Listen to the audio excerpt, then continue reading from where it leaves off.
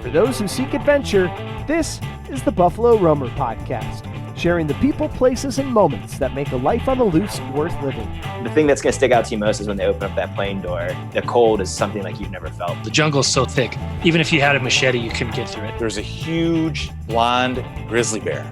And when it saw us, this thing put its head down, stomped on the ground, and hissed like an alligator. I just crossed this brutal stretch of desert, and I was really suffering. I'm your host, Will Collins. I'm an adventurer, outdoorsman, and roamer of wild places. I've backpacked the Brooks Range, rafted the Grand Canyon, and have canoed from source to sea, both the Mississippi and Yukon rivers. I live for adventure, travel, fresh air, and diving into the unknown. And now, I hope to share my passion with you on the Buffalo Roamer Podcast. Here we go, episode 88. Thanks for tuning in. Hope you're enjoying it. If you are, make sure you are subscribed. That way you're up to date with all the latest episodes. Also, if you can, give a 5-star rating in Apple Podcasts or Spotify. That would be much appreciated. Leave a review, and that goes a long way to help this show grow. Hey, come join me on a river trip this summer. We got guided backcountry canoe trips. You can check out the details at buffaloroamer.com, but I have a few spots left on several trips. We got trips going this summer, July 20th. To the Mississippi River, the mighty Mississippi. It's the Mississippi River Bluff Country Canoe Trip. That's 3 nights in a beautiful section of the Mississippi, one of my favorites in Wisconsin and Minnesota. In August, I got spots in the Lower Wisconsin Canoe Trip. That's a 3-night trip in the beautiful driftless section of Wisconsin. Really awesome trip. And in October, I got 1 trip full, but still a few spots hanging out for the October Green River Trip in Moab, Utah. So all those trips are fantastic. All of them are spectacular, guided, outfitted backcountry canoe trips. Come join me on the river. BuffaloRoamer.com is where those details are. This podcast is brought to you by SREgear.com, family-owned and operated outdoor gear shop in Black River Falls, Wisconsin. Best prices and the best customer service. It's family owned and operated, of course. So check them out and use the good discount code WILL for discount at checkout. Also brought to you by Fischel Paddles, makers of fine handcrafted wooden canoe paddles. You can use the code WILL at FischelPaddles.com for a discount on a wonderful canoe paddle. Also excited to announce a new partner to the show, and that is SodaPeakOutfitters.com in beautiful and rugged Moran, Wyoming, just down the road from world-famous Jackson Hole. Experience true Wyoming wilderness with Soda Peak Outfitters. Charles is one of the owners there, and he and his crew are the team to talk to get off the beaten path. They offer DIY and guided pack trips, fishing trips, day trips, you name it. You want to get off the beaten path in Jackson Hole or greater Yellowstone area, Soda Peak Outfitters are the team to talk to. You can chat with Charles at SodaPeakOutfitters.com is his email, or just check them out, the website. Great folks, great team over there, and really, really solid folk. I'm pumped to be working with them, and I need to get out there and get on a trip myself because it is stunning country. I've been to the Bridgers many times where they call home, Soda Peak Outfitters. That's their backyard, the Bridger Teton Wilderness there in Wyoming, and it's stunning, so I'm looking forward to getting out there. Okay, today's episode is with Hap Wilson. Hap is an artist. He's a naturalist. He is an author of canoe guidebooks as well as others. He is a pillar of the paddling community, particularly north of the border there, that Canadian paddling community, which I suppose maybe that is the paddling community. So without further ado, episode 88 of Buffalo Roamer Outdoors with Hap Wilson. Excited to chat canoeing and learn a little bit about you. So how you doing? I'm doing fine. Thanks, Will. Thanks for the invite. Always nice to chat with my American friends. And I enjoy. I can't complain about my life. So it's been one adventure after another, and I was never corporate material, so I had to do something outdoors. That's great.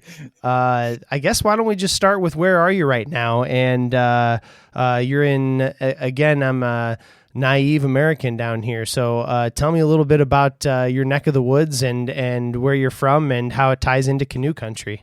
Well, we live in about 200 miles north of the city of Toronto. You know where Toronto is? That's southern Ontario, and we're in the sort of the cusp of the what's known as the Canadian Shield.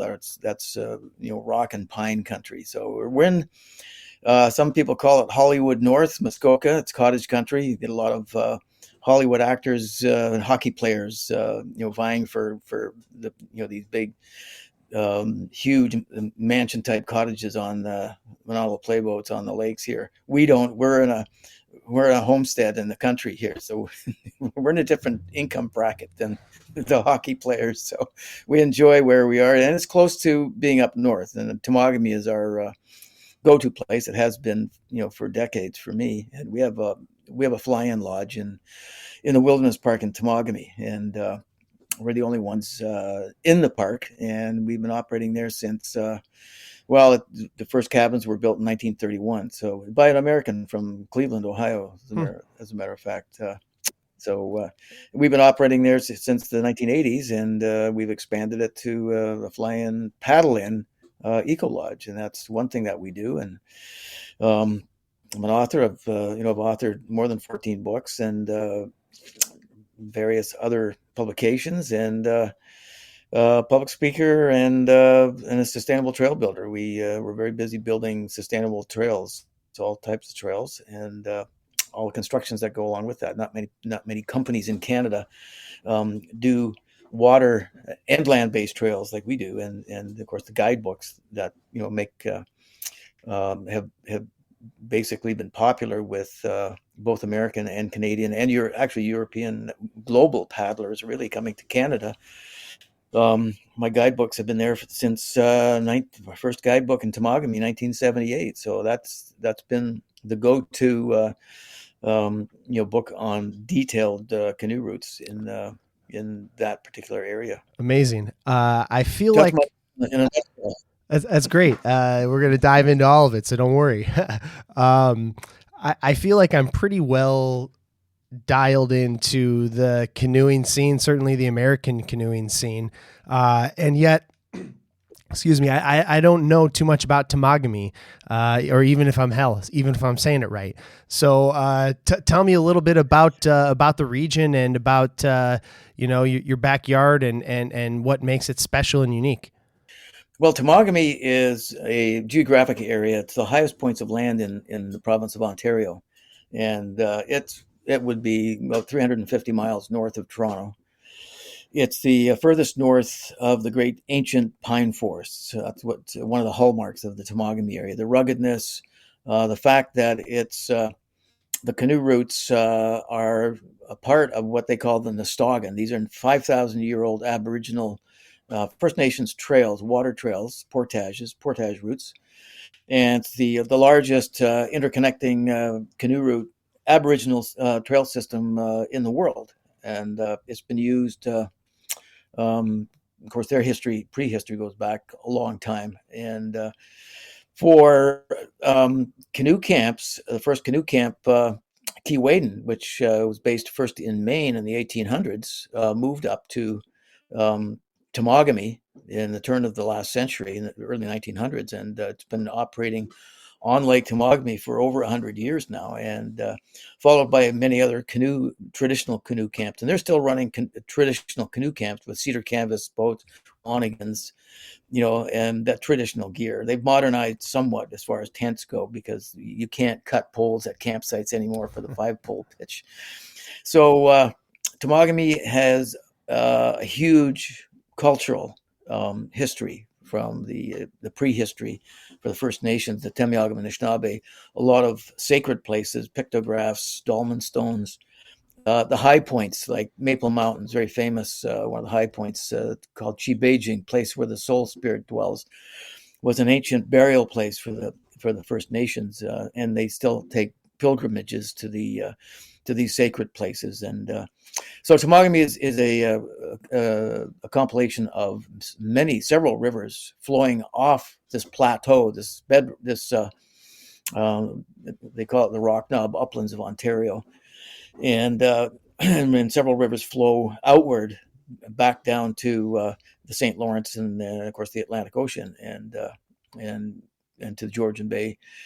And so that's what makes Temagami unique. It's got the only species of fish in the world. The Aurora trout is found in the headwaters lakes of the river that our lodge is on, the Lady Evelyn. The Aurora trout.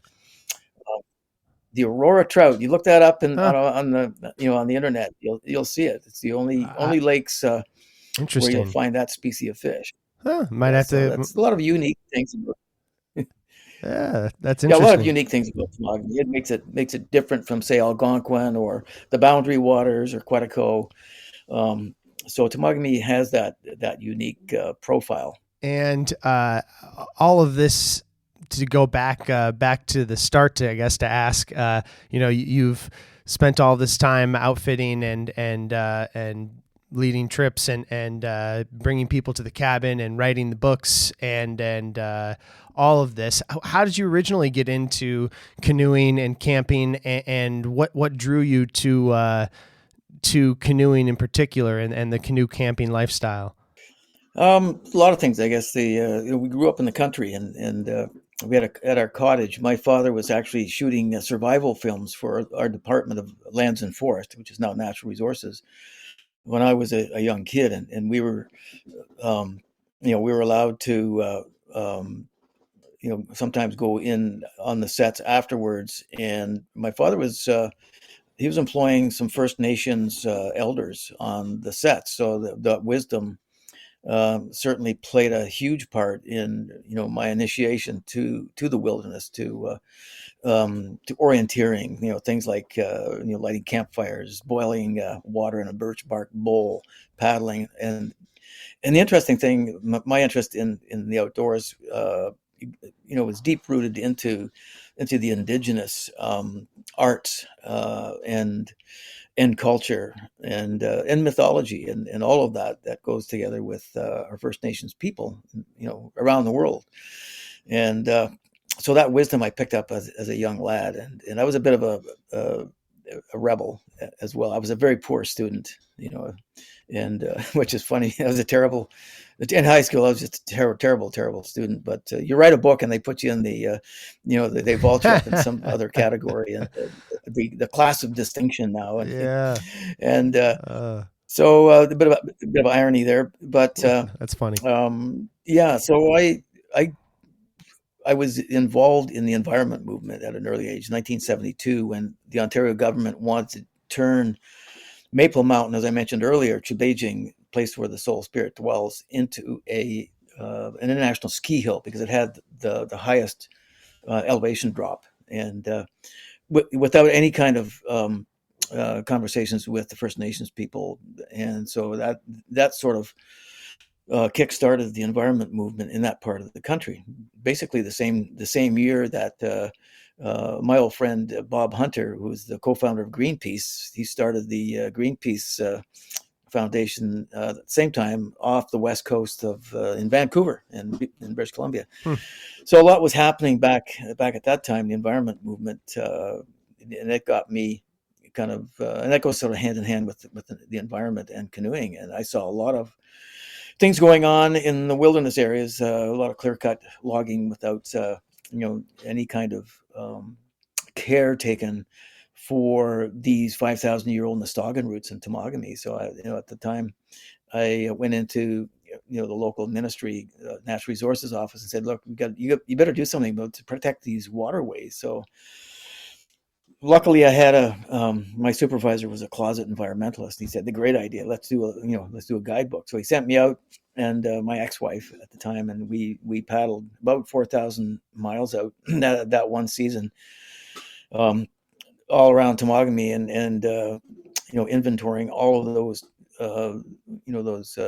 Aboriginal trails. And I had already paddled most of them prior to that, because I was, like I say, I wasn't corporate material, so I spent my winters north of Toronto selling artwork to card companies, and I was an illustrator, so I'd make just enough money to grub stake for 5 months of canoeing up north. And if I can interject, so the thought process was for your first guidebook, to do this guidebook as a way to bring awareness and tourism and people to the rivers to see these trees. Was that part of it, or am I off there? That's absolutely, like, a lot of people think that my guidebooks are just just to make life easier for the paddler. It shows where the portages are. It talks about a lot of the geophysical nature of the landscapes and high and low water systems. It's got all the information you really want, which benefits the canoeist. There's no doubt about it. But first and foremost, all of my guidebooks, all of the over 100 rivers that I've done have some kind of threat, underlying, that sort of sacredness of each of our water systems. And so it was a bit of deviousness on my account. I would pick, routes and rivers that were threatened in some way, just so the public actually knew what we were about to lose. And that's the politics of wilderness, is that if you don't use it, you're going to lose it, because you can bet that the industrialists and the politicians know the dollar value of a tree and of the minerals in the ground. So that proliferation of roads and development in wilderness areas, across, not just in Ontario, it's happening across the country. So, that inspired me to try to work with the politicians and the governments to impress upon them the importance of protecting watersheds. And so Temagami was, the first sort of template for books, guidebooks. That's interesting. And it was quite successful. In fact, Temagami is, of all our books, Temagami is still our best-selling guidebook. And one of the reasons too is that people gravitate towards park systems, whether it's Boundary Waters or Quetico or Temagami or Algonquin Park. So Canada, probably North America, we've traveled all over the United States as well. We don't have enough park systems to, because of the population growth, there's more people wanting to get outdoors. So we're in dire straits, especially in Ontario. There's not enough places to go. So, one of the reasons it's funny, the Temagami book and the other books. It's funny to think of that. Spread the traffic out over a much larger area. Yeah, it's funny to think about that, Hap, but you're right. But it's funny to think about all that space on the map and not enough places to go, Yeah, and there's a lot of, newbies out there too, which that's been one of the problems, is dealing with people who aren't educated. They don't have the same skills. And, the part of the problem was the pandemic. There's one thing that we couldn't travel. We couldn't even travel, between our countries. We couldn't do international travel. So people, went outside, and a lot of people went outside without the proper training. And so we've, and that's been a problem, with cleanliness, as far as, people leaving garbage. And there is, certain unwritten codes and rules about camping and the outdoors. And that was getting tough. And it was showing over the last few years. So and then we get a lot of bushcrafters too, who want to practice their trade out on the campsites. Right. They're cutting trees and making fire pits in places where they shouldn't. And yep. So it's a new genre of paddler. The days of the heavy canoes, and you're walking along a trail, and you're carrying a revolver around your waist and a paddle in one hand and an axe in the other, and you stop in a portage with a canoe over your head and you chat about what's the fishing like up or down river. Things have changed. It's when everything used to blend with nature, everything was either green or tan, but now. There's good things about gear and the changes through the years. And, it's some bad things. It's interesting what you say. Kind of clicked for me a little bit in people not knowing and people gravitating towards parks or towards trails or towards things that are marked and clear and are evident and can plan, as opposed to just, picking a spot on the map that has a blue line and going for it, which is what I love to do. And I seems like you probably do as well. I like both, but I think that's got to be, I'm a lover of the Mississippi River, our grandest river, one of them here in the U.S. I love it to death. It runs through my veins, and it's just so disparaged and so unknown by everybody, paddlers alike, even paddlers, people who I love to canoe with and love paddling and canoeing, just think of it as a big ditch, a big, just a scorn in the earth that they would never touch, too scary or whatever. And we need guidebooks on the Mississippi, maybe. Yeah, I guess the big rivers are a bit intimidating. It's the same with some of our biggest rivers, like the Ottawa and St. Lawrence and certainly the Mackenzie, our biggest wilderness type river. Yeah, I can see I mean, there have been paddlers who like yourself gravitate towards those big historic rivers, and if you look beyond, the shopping carts pushed into the river and and the bags of fertilizer along the shore, which we have in some of our rural rivers, it's pretty sad sight. But if you look beyond that, that desecration, if you will, the history. Oh yeah, it's a bit of a sadness, but there's every river has a story and a remarkability. Explore the beautiful and rugged Wyoming backcountry with Soda Peak Outfitters in Moran, Wyoming, just down the road from world-famous Jackson Hole. SodaPeakOutfitters.com is the team to talk to get off the beaten path and into an unforgettable wilderness experience. Nestled in the heart of the greater Yellowstone area, Soda Peak calls Bridger Teton National Forest and the Teton Wilderness home. They specialize in guided and DIY fishing and pack trips into some of the most pristine and remote wilderness and water that the lower 48 has to offer. Pack trips by horse, mule, or llama make getting deep into the rugged backcountry doable and makes it a Western adventure in itself. I know one of the trips that I'd love to do is their thoroughfare fishing trip, where with a horse pack team, they take you into the headwaters of the famed Yellowstone River to fish and explore over 5 days. Untouched water, rising trout on a summer morning. Yeah, that sounds right up my alley. They also offer a single-day guided fishing trips as well as trail rides and more. Their pack trips are a great way to disconnect with civilization and reconnect with nature and the mountains. Charles is one of the owners there and the guy to talk to. He can help you tailor a custom trip or get you signed up for any of their classic adventures. Check them out at SodaPeakOutfitters.com. That's soda like the drink, peakoutfitters.com. Or give Charles an email at charles@SodaPeakOutfitters.com and use code BR2024 at checkout for 5% off any trip you take with Soda Peak. That's BR as in Buffalo Roamer 2024. Experience true Wyoming wilderness with Soda Peak Outfitters. Absolutely, absolutely. And also, though, I'll add, Hap, that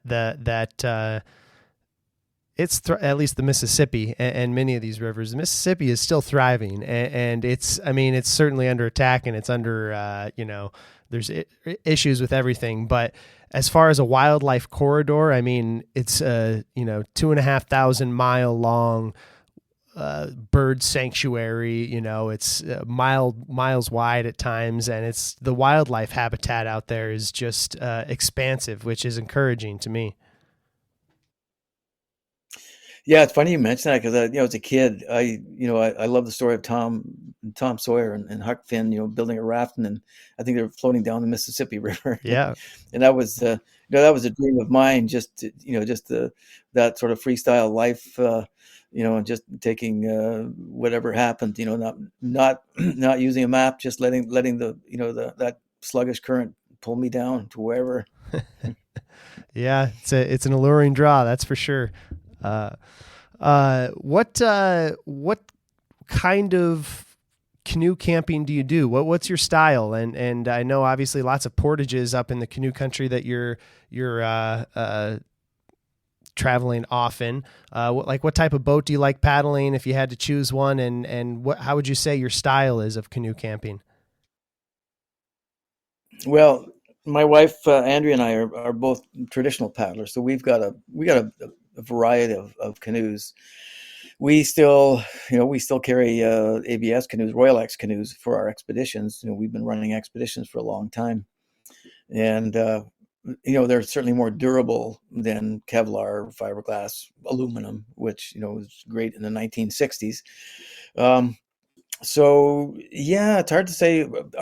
My favorite would still be the 16-foot Prospector cedar canvas boat, which we have. We have a couple of cedar canvas boats, and just to paddle a wood boat in the water is just it's just such a surreal dance that you can't really get with the noisy ABS aluminum or the other fabric, not fabric, but the high tech canoes that you get now. But have you have you yeah, paddled we have a birch river bark? boats, specifically for running whitewater, and then we have casual sort of lake boats. We have a lot of, for our customers who don't like to carry 80-pound canoes, and that's probably 100% of them. We do have some lightweight Kevlar that's in around 32 pounds. So that's big difference from way back. Have you paddled a birch bark canoe, Hap? I actually have years and years and years ago, and it was very tippy, but it was very small, and just to be in one, it was. I think I was more nervous than anything because the water was cold, and it was it was a. I think there was some kind of exposition. I can't remember. There may have been alcohol involved. I don't Sounds know. like a good time. but yeah, no. Certainly, that's part of our heritage. And it's always nice for avid paddlers to at least sit in a birch bark canoe and float around a bit just to see what it was like. Yeah, I never have. I'd love to. It's certainly on the list. I've paddled around and just messed with wood canvas. Certainly sleek and beautiful, man. They feel great in the water. There's no doubt about that. How about your canoe guiding and expeditions and I guess maybe those are two separate things, but break that down for me a little bit. Give me a background of that part of the story. Yeah, I've been on probably 150, 200 canoe trips. Now, some of them are divided into just adventure trips. These were with clients on pre-scheduled trips through wherever we go. And then a lot of them have been expeditions that take a lot of planning, looking for sponsors and contributors to help pay down. And these are usually go to guidebook projects. So I'm working with like Canada Parks, sometimes provincial ministries, who sometimes it's in-kind services, sometimes it's cash. And that all goes to sort of buying your time to do the exploration. So, and often I will take clients on a lot of my expeditions when I'm going on, mapping, and which is intriguing for them because the guide has no idea what is around the corner, doesn't know where the campsites are. So I'm doing this research at the same time. And the clients think, wow, this is great. We're, maybe the first people to go down this river, which is not true because all our rivers in our country have been traveled by, the indigenous peoples. So but yeah, it's broken down. There's adventure trips and then there's exploration. And then, I'm a member of the Explorers Club out of New York and have been since 2012 now. And it's a prestigious club that's not easy to get into, and you have to be an educator. So, and that's one thing that exploration, you're basically a conduit to the people. It's not about self. It's about the people that you meet. It's about our indigenous people. It's about the physical nature of our country, and the things that you publish, and that you want people to connect with that.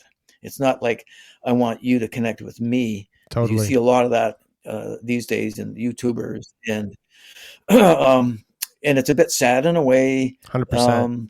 And it's all about followers. And that's, if they call themselves explorers, that's not the true sense of exploration by any means. And it's an adventure. These solo trips are great adventures for people. I think it's great. I think, and it's popular for a certain genre of even armchair adventurer. It's great, but don't call yourself an explorer.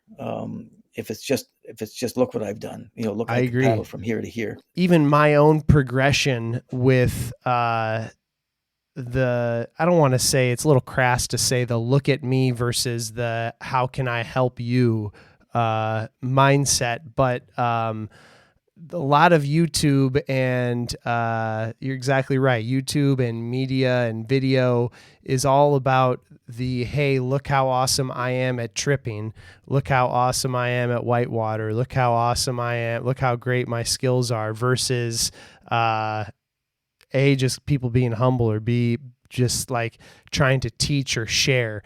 And that's even something that I don't want to say struggled with, but had to progress with on trips that I've done in the past where I, was writing about them. And I'm like, wait a minute, why am I writing about the stuff that I've done and, trying to put that out there when I should be, I'm more interested in hearing other people's stories and hearing how other people do it. But B, I should just be figuring out what people want or what people need help with or what needs to be shared rather than just hey, look at this awesome thing I've done. Seems simple, but maybe it's not for some. Well, the opportunities, I mean, let's face it, the times have changed. We've got social media, which almost every human on this planet, when they can start holding on to an iPhone, want to be on Facebook and then, and Instagram and monetizing that. It's addictive. Let's face it, and it's even becoming addictive to, people my age. And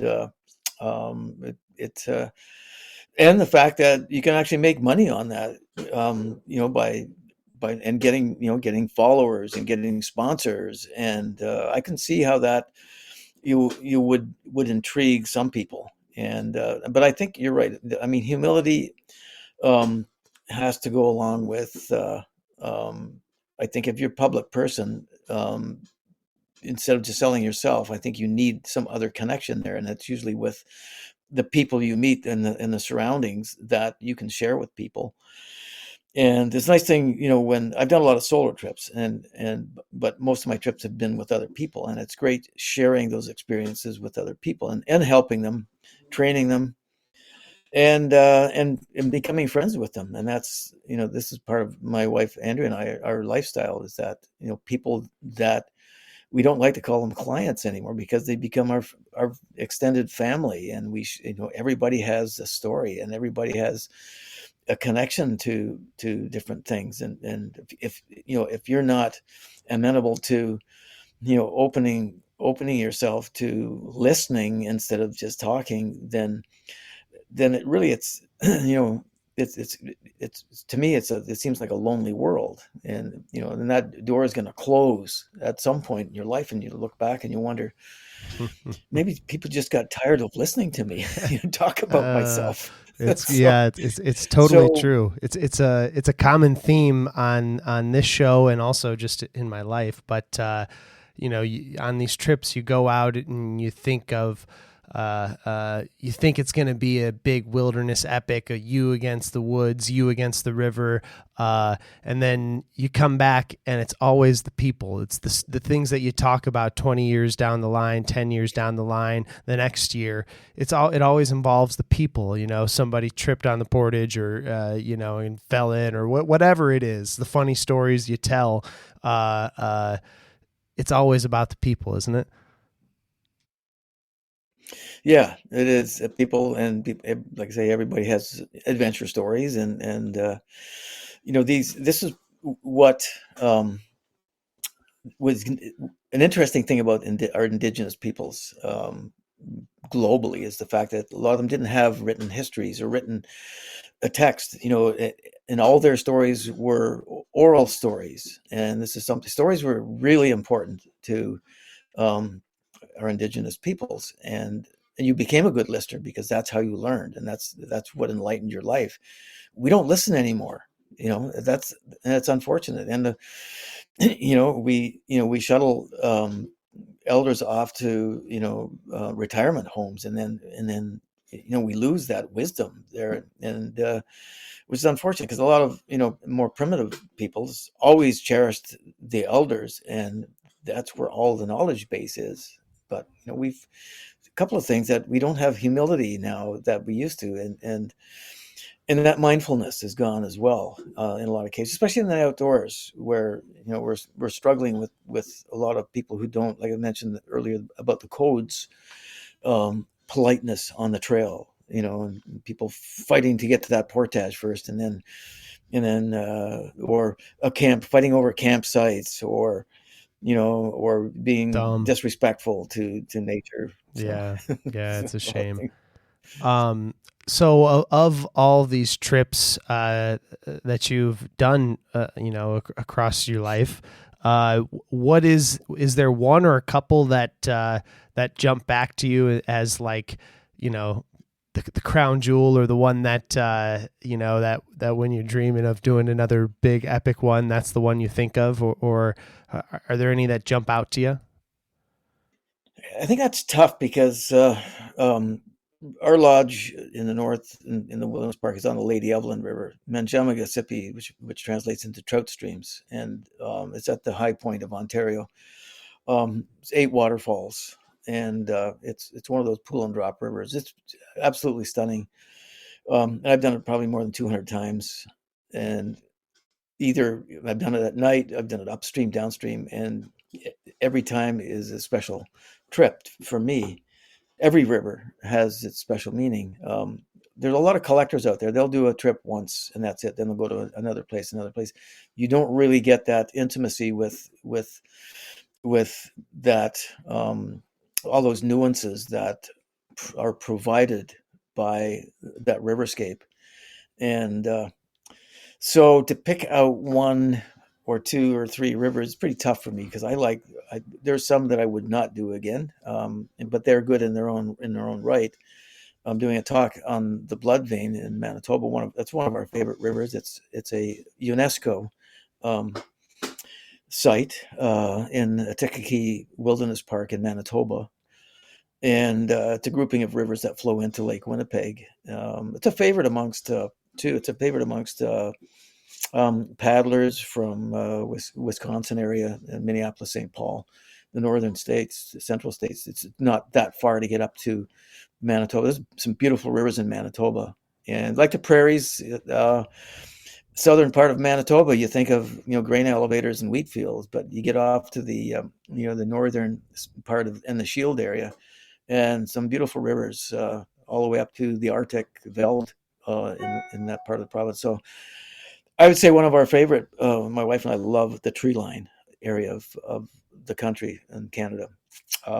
It's that transition. It's not really a line of trees. All of a sudden they stop. It's over, 100 miles or so. The trees peter out, but it's also glacially scarred and formed. And we call it esker country. These ridges of sand that the Dene people walked for eons and eons, and then this is where the animals walk along these eskers, sand eskers, and just the history, the prehistory, and that part of that struggle for existence, whether it's Aboriginal people through terrible winters and starvation, to the animals where every day it's life and death struggle.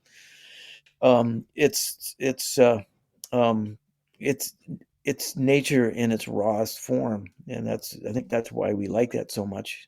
Absolutely. How about wildlife encounters? Are there any meaningful or wildlife encounters that you recant in your memory late at night? Yeah, every bear species I've had a lot of encounters with. Some good, some a little bit trepidatious, I would say. I've been able to deal with that appropriately. There's a real trepidation with paddlers and certain wildlife in in wilderness areas. For example, bears. People's fears are unwarranted in most cases. Sometimes not. I've actually wrestled with a bull moose in a rut season. That's a long story. You have to read. It's in the book, one of my books. But which one? One of the scariest moments I've had to hand wrestle by holding on to the rack of the bull moose.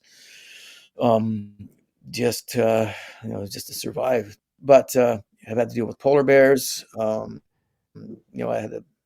How about I've had bears walk over my sleeping. How about a polar bear encounter? Give me a short synopsis of one of your polar bear encounters, because that is one that I've dealt with most of the others. Yeah, but no polar bear.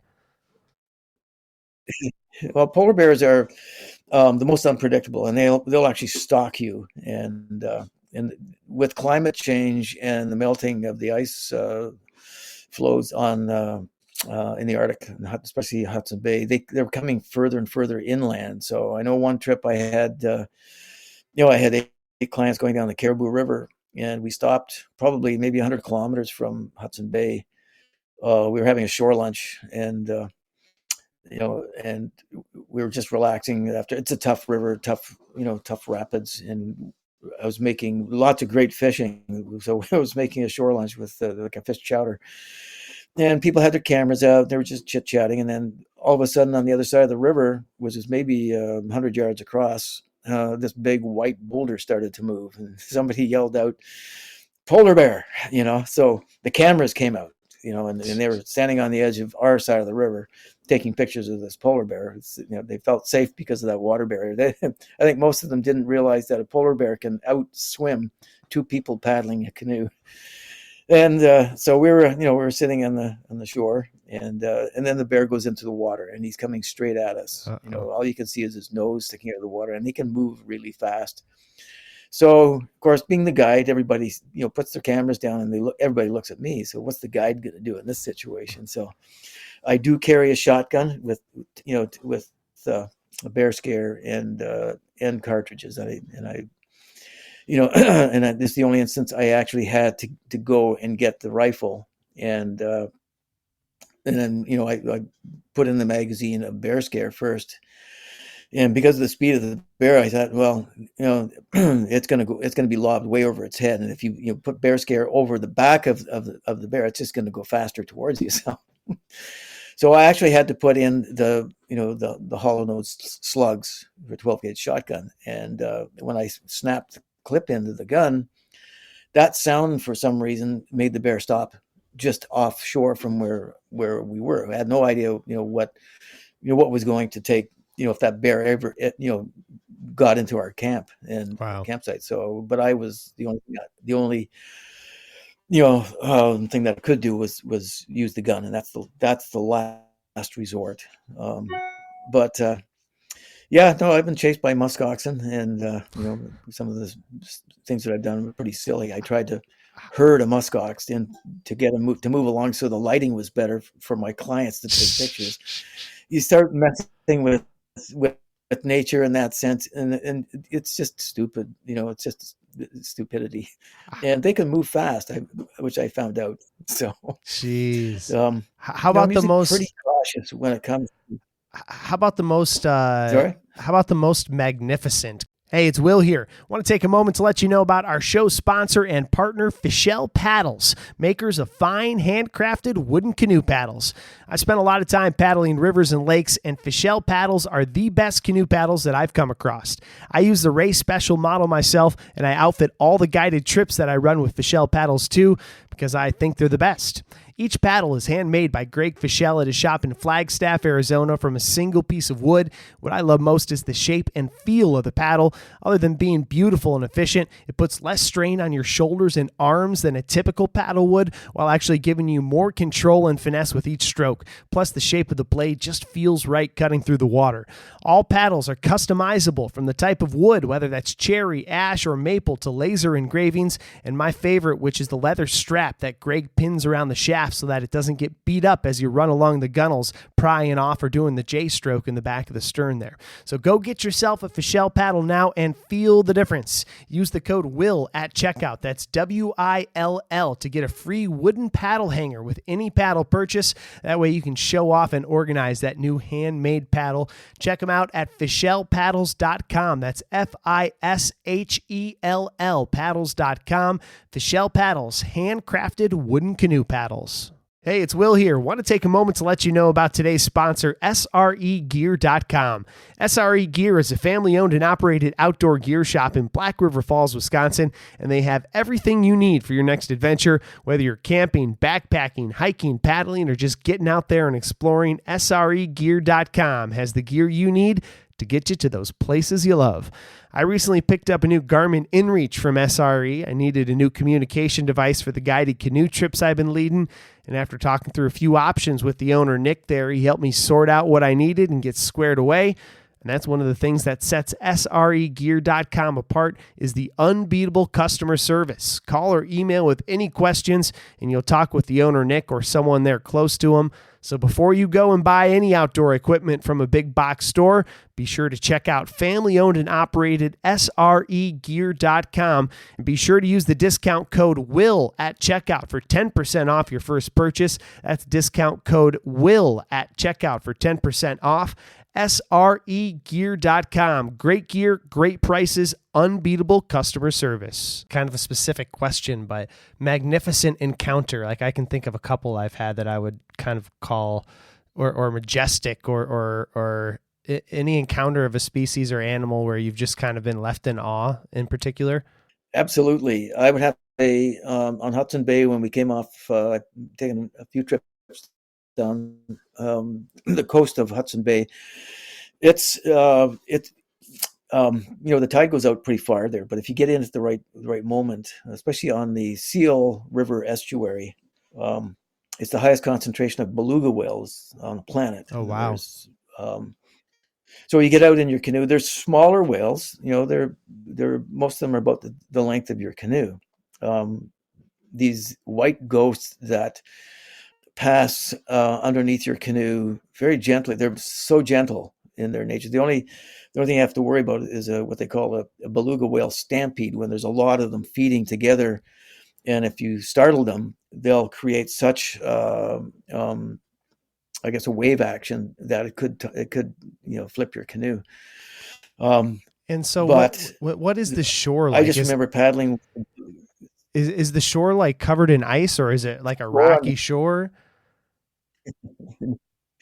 It if you saw the pictures, you'd think you were on Mars. You can't see the tide goes out as far as the eye can see. It's just gravel, rock, kelp, and your canoe's just sitting on in the middle of this like other planet. It's a whole different feeling. You can't see, and the shoreline, it's such a low sedge and willow shoreline. It almost disappears if you put down and during low tide. So it's one of the toughest coastlines in the world along Hudson Bay. Beautiful. But yeah, I think that was a monumental time, is just paddling with dozens and dozens of beluga whales underneath and around your canoe. And they were so close to the bottom of the canoe and very gentle, and you could almost reach down and touch them. And as they went by, you could see their eyes making eye contact with you as you peered over the side of your canoe. And it was just a magic moment. Wow. That is magnificent. That was a great answer for a specific question. Specific adjective, I suppose. What have you seen? Well, I guess the more time. Go for it. I was just going to say, the more time you spend out there, the more experiences certainly you have, and experiences like getting hit by lightning, for example, which I'm almost got directly hit, but I think that's why my hearing's not so good anymore. But things happen. You see things. What was the lightning? You see things that are unexplainable. How did the lightning situation go down? Mm-hmm. How did the lightning incident happen? Well, it was during it's one of these microbursts the day before, which we're getting more and more of with this crazy weather, these weather patterns, and it was severe weather going through. I had just pulled in and was making a lunch, and the storm had gone through, and the lightning had stopped.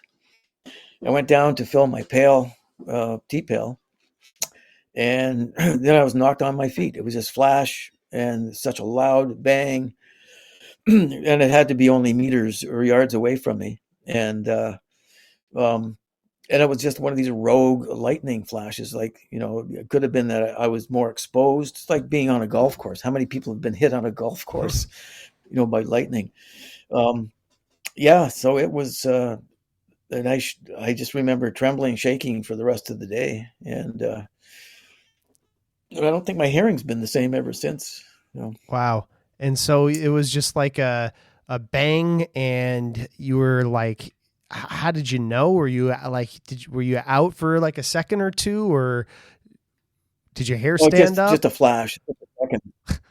Yeah, no, it was, everything. It was like just like a bright flash, and it's hard to explain. And it was so loud.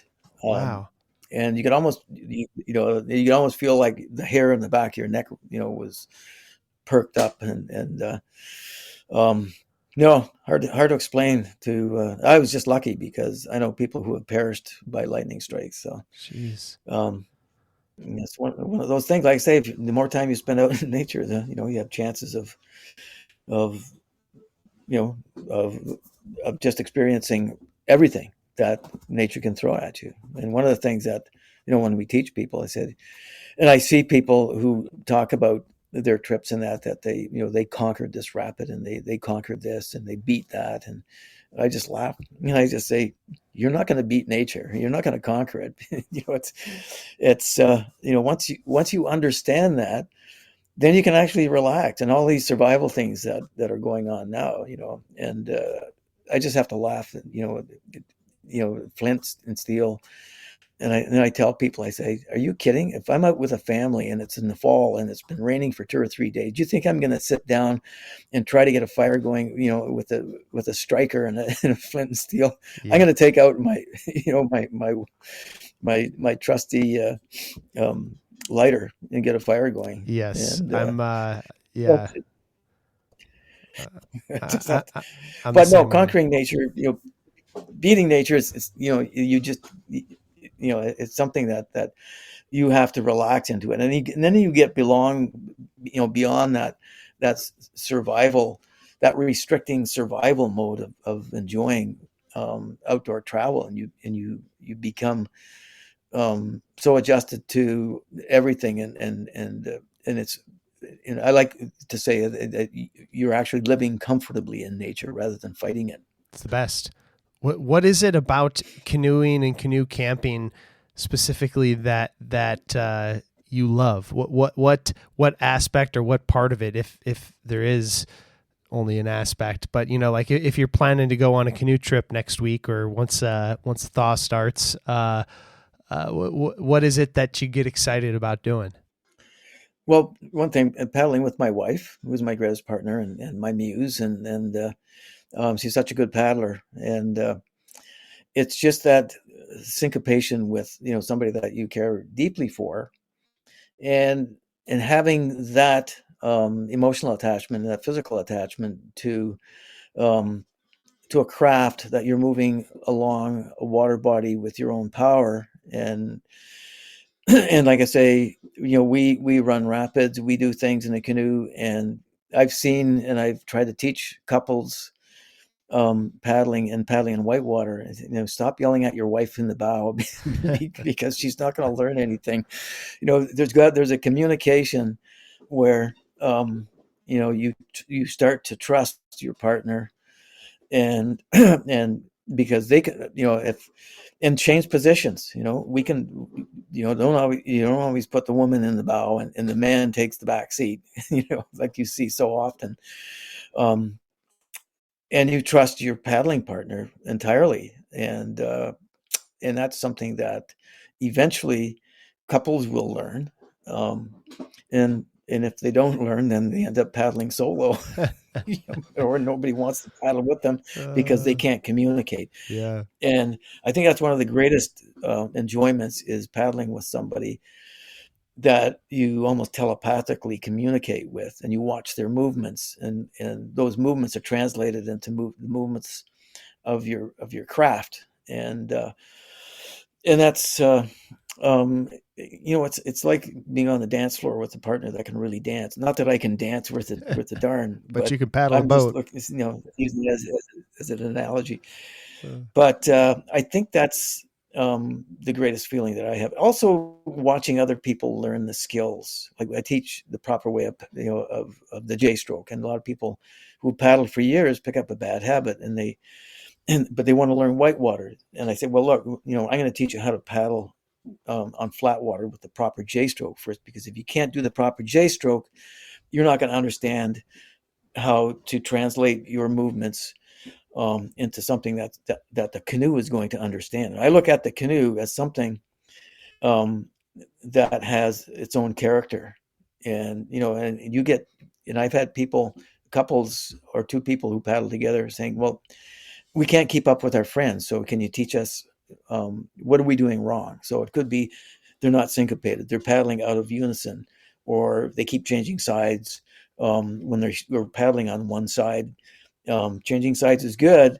Some people don't change sides in proper J stroke, that kind of thing. But it's trying to get them that syncopation, and then once they get it, it's like, wow, that opens up a whole other door to that enjoyment of paddling. I agree, and man, I love so many aspects of it. But you're completely right that the feeling of a moving boat or a canoe traveling moving water with two people connected and paddling in sync is just the way it moves is just magic. It's the way it slices through the currents, and if you get a good eddy turn, a good ferry on a fast moving river it just feels so right, doesn't it? I feel like I'm talking dirty. Yeah, exactly. Yeah. Yeah, no, and that's, yeah, it's really hard to compare. I mean, people ask you, they ask you, well, is paddling as good as sex? And then some people will actually say, yeah, paddling is even better than sex for whatever reason. I don't know if I entirely agree, but it comes in a close second. Yeah, Right? it depends on the river and depends on the partner, I suppose. But exactly. Oh, that's funny. Hap, I got 1,010 things I could continue to talk to you about, but I think we'll wind her down, and it'd be great to reconnect again sometime down the line. But what do you have any leaving thoughts or any passions or anything else to leave us with? Yeah, I think. Well, I get a lot of people writing me, and I think, if they go to hapwilson.com, that's my website, and we have an online store for books and that, and for people looking for places to go in Canada, some of the classic canoeing areas, or people who just want information on Canada and canoeing or whatever. I'm happy to answer any inquiries. That's as helpful as I can be, or steering people in the right direction, making contacts that way. I do have a show coming up in Lansing, Michigan on the 2nd of March. People in that region that want to go, and my topic there are the rivers of Manitoba, and we've been going there for a few years now. Great venue. It's only one day. It's the 2nd of March, but and then we have the 3-day show in Toronto coming up, the Toronto Outdoor Adventure Show. It's the largest show, 23rd and to the 25th of February. We get a lot of people coming to that show, even from out of province. So it's but anybody can contact me if they need inspiration for canoeing or just getting out there, and of course, you got all your guidebooks. You got all your guidebooks and all the books up there. Hapwilson.com. How about trips? Are you still doing guided trips and taking people, or where do you sit on that? No, I'm I've had 2 knee replacements. I'm coming up for a shoulder replacement coming up, and it's a lot of work guiding, and I've done it for almost half a century. And a year ago was my last commercial trip. So my wife and I are just running trips out of our lodge. That's cabinfalls.ca if anybody's interested in that. We combine paddling with hiking, and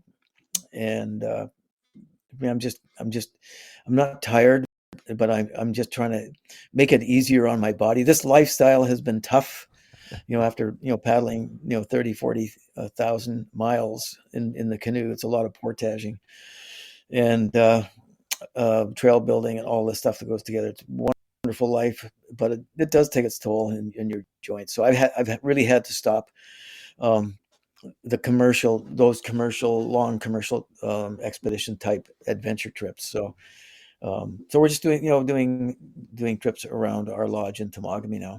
Great. Sounds like a beautiful spot too. So that's cabinfalls.ca, right?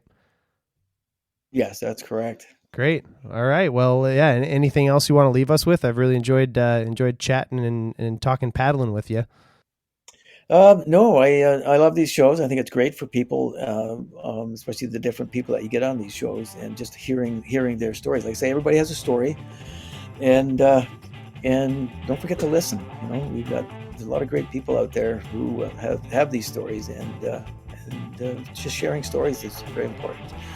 And I appreciate the opportunity. Well, thanks so much. Maybe we'll talk again soon. And there you have it. That is episode 88 with Hap Wilson on Buffalo Roamer Outdoors. Don't forget, still got opportunities to get out on the river with me and join me on some guided backcountry canoe trips. You can check them out at buffaloroamer.com. Still have a few spots as of this recording for the Mississippi River Bluff Country Canoe Trip. That's July 20th, 2024. It's a 3-night backcountry trip on the beautiful and wild Mighty Miss. The Lower Wisconsin, that's a 3-night trip in August. And in October, one trip is full, but I got another one, still a few spots left as of this recording on the Green River in mighty Utah. What else? Thank you to Soda Peak Outfitters. Thank you to SREgear.com, family-owned and operated outdoor gear shop. Thanks to Fischel Paddles, makers of fine handcrafted wooden canoe paddles. If nothing else, go outside, get some fresh air. See you downriver. Talk to you soon.